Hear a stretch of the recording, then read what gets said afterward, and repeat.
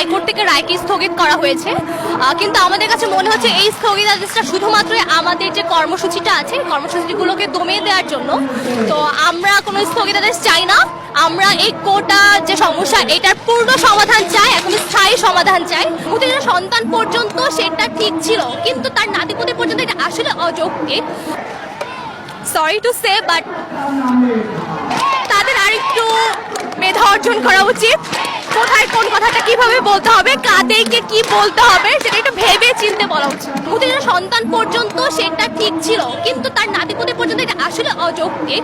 কারণ দেখা যাচ্ছে তার শুধু নাতিপুতি না, একজন যদি মুক্তিযোদ্ধা ফ্যামিলি বাইরে কাউকে বিয়ে করছে তার যে সন্তানটা হচ্ছে, তো এটা মানে সন্তান পর্যন্ত ঠিক আছে, নাতিপুতি পর্যন্ত আসলে ব্যাপারটা অযৌক্তিক। আর আমরা একেবারে গোটা বিরোধিতা করছি না, কারণ একটা জাতিতে একটা ইকুইটি আনার জন্য কিন্তু আমাদের যে কোটাগুলোর প্রয়োজন, প্রতিবন্ধী কোটা, তারপরে আমাদের উপজাতি কোটা, সেই কোটাগুলো কিন্তু আমরা চাচ্ছি। তো আমরা যে 5% কোটা কিন্তু আমরা রেখেছি, তো এই 5% কোটা আমরা চাই, এর বেশি আমরা কিন্তু চাই না।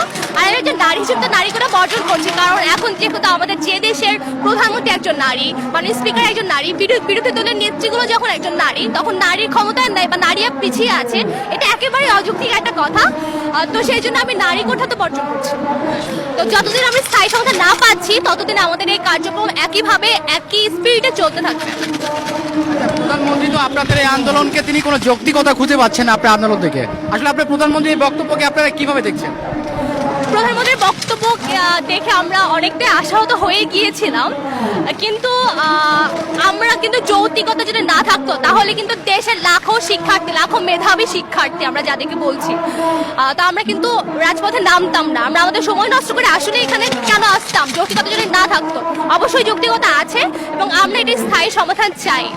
আচ্ছা, আইনমন্ত্রী যে বলেছে যে এটা হচ্ছে সম্পূর্ণ হাইকোর্টের ব্যাপার, এটা হাইকোর্টের মাধ্যমেই হচ্ছে সমাধান করতে হবে, আন্দোলন করে কোনো লাভ হবে না, তো ওনার আসলে এই বক্তব্যকে আপনি কিভাবে দেখছেন এবং আপনারা এই আন্দোলনটা আসলে শেষ মুহূর্তে কিভাবে আপনারা সফল করতে চান, বা যদি না মেনে নেয় আপনাদের এই আন্দোলন আপনারা কোন পথে হাঁটবেন? না মেনে নেন পর্যন্ত আমাদের আন্দোলন চলতে থাকবে। আর যেহেতু আমাদের আন্দোলনটা যৌক্তিক, তো অবশ্যই মেনে নিতেই হবে। আর উনি বলেছেন এটা পুরোপুরি হাইকোর্টের উপরে, কিন্তু না, এটা আমরা যে নতুন কালকে আমাদের যে অনলাইন ব্রিফিংটা হয়েছে কালকে সন্ধ্যে, সেটা আপনারা দেখে থাকবেন যে আমরা কিন্তু একটা পরিপূর্ণ একটা যে আমাদের প্রস্তাবনা সেটা উপস্থাপন করেছি কালকে।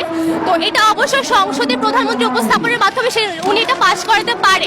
তো যতদিন যেহেতু এই সক্ষমতাটা আছে যে উনি এটা পাশ করতে পারবে না আমাদের সংসদে, আমাদের নতুন যে প্রস্তাবনাগুলো, পূর্ণাঙ্গ প্রস্তাবনাগুলো, তো অবশ্যই আমাদের শুধু হাইকোর্টের ব্যাপার না, আন্দোলনে এই সরকার চাইলে এটাকে পরিবর্তন করতে পারবে। যতদিন পর্যন্ত আমরা এটা পূর্ণাঙ্গ সমাধান না পাচ্ছি ততদিন পর্যন্ত আন্দোলন কার্যক্রম চালিয়ে যাবে। কোটার একেবারে বিরুদ্ধে আমরা না, কারণ একটা ইকুইটি আনতে হলে কোটার প্রয়োজন আছে, সেটা আবার প্রতিবন্ধী কোটা, তারপরে আমাদের উপজাতি কোটা, সে পর্যন্ত আমাদের যেটুকু জরুরি ইকুইটি আনার জন্য সেই কোটার বিরুদ্ধে কিন্তু আমরা করছি না। শেষ একটি প্রশ্ন, আপনারা যে বাংলা ব্লক নামে আন্দোলন করছেন, এই বাংলা ব্লক আন্দোলন পর্যন্ত আপনাদের আন্দোলন থাকবে, নাকি আপনারা যদি দাবি না মেনে নেয় আপনারা ভিন্ন কোনো আন্দোলনের দিকে এই আন্দোলনকে ধাবিত করতে পারেন? অবশ্যই আমাদের বাংলা ব্লকেটটা যে চলবে, আর আমাদের দাবি যতদিন না মেনে না পর্যন্ত আমাদের প্রত্যেক দিন সন্ধ্যায় পরের দিনের যে কর্মসূচি সেটা আপনাদেরকে জানিয়ে দেওয়া হবে। সকালে দেখলাম মুক্তিযোদ্ধার নাতিপুতিরা তারা আন্দোলন করছে এবং এই আন্দোলনে যারা বিরোধিতা করছে, কোটা আন্দোলনের বিরোধিতা করছে, তাদেরকে রাজাকার বলা হচ্ছে। আসলে এই বিষয়টি আপনারা কিভাবে দেখছেন? সরি টু সে, বাট তাদের আরেকটু মেধা অর্জন করা উচিত। কোথায় কোন কথাটা কিভাবে বলতে হবে, কাদেরকে কি বলতে হবে সেটা একটু ভেবে চিনতে বলা উচিত। তোমাকে পাওয়ার জন্যে হে স্বাধীনতা, তোমাকে পাওয়ার জন্যে আর কতবার ভাসতে হবে রক্ত গঙ্গায়, আর কতবার দেখতে হবে খান্ডব দাহন, তুমি আসবে বলে হে স্বাধীনতা। সাকিনা বিবির কপাল ভাঙলো, সিঁদুর গেল হরিদাসীর, তোমাকে পাওয়ার জন্যে হে স্বাধীনতা। স্বাধীনতা মানেটা আসলে কি আপনাদের কাছে? স্বাধীনতা মানে হলো আপনি একটি দেশে থাকবেন এবং সেই দেশে আপনার পছন্দ মতো আপনার সমস্ত অধিকার নিয়ে সেখানে বাঁচবেন। আমাদের 52 আন্দোলন গেল, 71 গেল, আমরা একটা স্বাধীন বাংলাদেশের স্বপ্ন দেখলাম, কিন্তু স্বাধীন বাংলাদেশ হওয়ার পরে দেখলাম এক একটি যেরকম 52 হয়ে আসলো সেরকম একই একটা অবস্থা, অরাজকতা এখন আমরা 2024-এ এসে দেখলাম। 2018-তে যখন এটা হলো তখন কেন আবার এসে 2024-এ হলো, এটার দায়ভার কে নেবে? আচ্ছা, এরপরে কিছু জিনিস আরো কিছু বলতে চাই, যেমন কোটার ক্ষেত্রে আজকেও আমাদের কিছু বক্তব্য আসলো যে কেন কোটাতে শুধুমাত্র মেয়েদের কথা বলা হয়েছে 10%। এখন কোটা কাদেরকে দেয়া হয়? যারা যাদের বিশেষ চাহিদা থাকে তাদের জন্য কোটার ব্যবস্থা করা হয়। কিন্তু আমাদের দেশে আমরা যারা ঢাকা বিশ্ববিদ্যালয়ে আছি বা যেগুলো পাবলিক বিশ্ববিদ্যালয়ে আছি বা যে কোনো জায়গায় আছি, তো তারা যদি আমাদের সংসারে আমাদের পরিবারে আমরা যদি সাপোর্ট দিতে পারি, তাহলে কেন আমরা দেশকে সার্ভ করতে পারবো না? আমরা তো পরিবারকে সার্ভ করে তারপর দেশের জন্য কাজ করতে আসছি, তাহলে আমরা কেন দেশের জন্য সার্ভ করতে পারবো না? কোটা না মেধা, কোটা না মেধা, কোটা না মেধা, কোটা না মেধা। আচ্ছা, রবীন্দ্রনাথের একটা গান আছে, আমরা দুই হল মিলে করছি। সংকটের বিহ্বলতা নিজের অপমান, সংকটের কল্পনাতে হইও না ম্রিয়মান।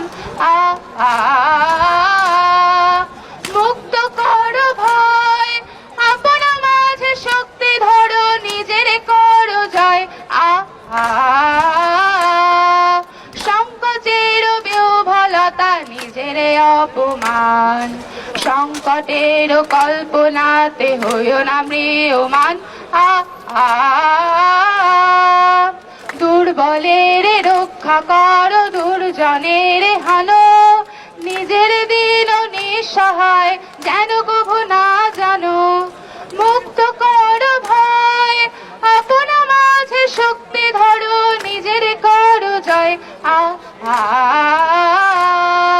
সংকটের বিহ্বলতা নিজের অপমান, সংকটের কল্পনাতে হইও না ম্রিয়মান।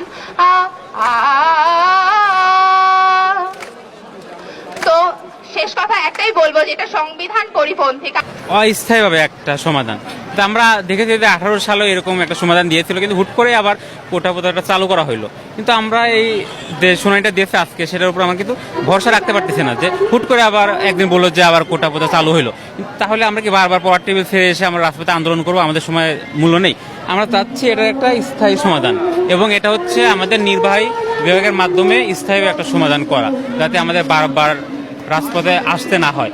এবং শুধুমাত্র প্রথম দ্বিতীয় না, আমাদের প্রথম দ্বিতীয় তৃতীয় চতুর্থ সকল শ্রেণীতে হচ্ছে আমাদের কোটা প্রথার একটা সহনীয় মাত্রার মধ্যে নিয়ে আসা। এটা হচ্ছে আমরা স্টুডেন্টরা দাবি করতেছি, এটা 5%-এর মধ্যে রাখলে আমরা সবাই খুশি। দাবি আদায় করার ক্ষেত্রে কিন্তু রাস্তা থেকে দাবি আদায় করতে হয়। আমরা 1952 সালে দেখেছি, 70 সালে দেখেছি, 71 সালে দেখেছি, 2018 সালে দেখেছি। মানে ঘরে বসে থাকলে কিন্তু দাবি আদায় হবে না।